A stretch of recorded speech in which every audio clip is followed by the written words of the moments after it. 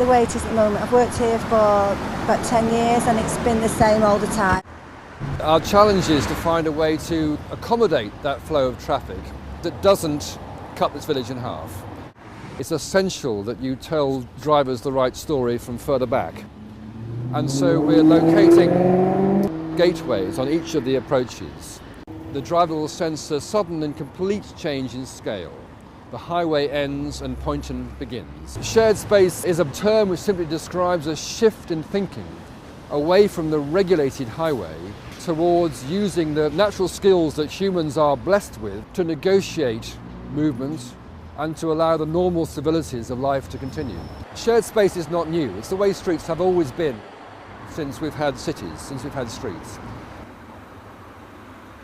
It's only in the last 50 or 60 years that we've believed it's important to segregate traffic from other aspects of life.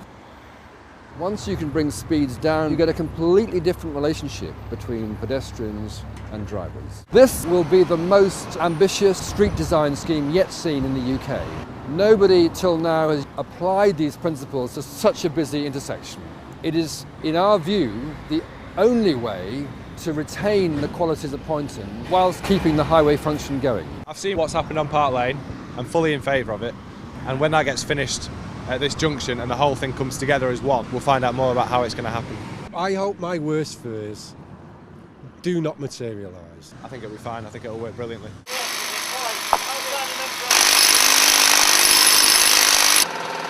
The most important thing was revitalising Poynton.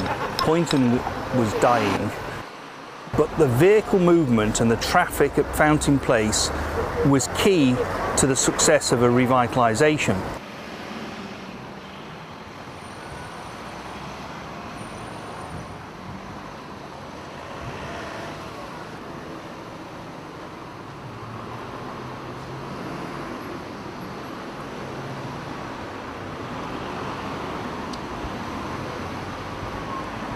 It's always hugely exciting to see a scheme finally in place after so many years of difficulties and persuasion and struggle and testing.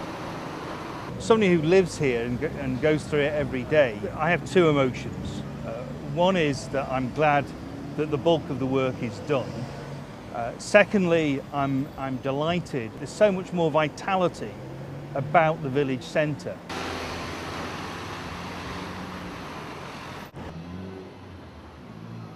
The speed patterns are about right for the junction. They're a right compromise between getting the traffic moving through and allowing for pedestrian movements and all the interactions at the junction.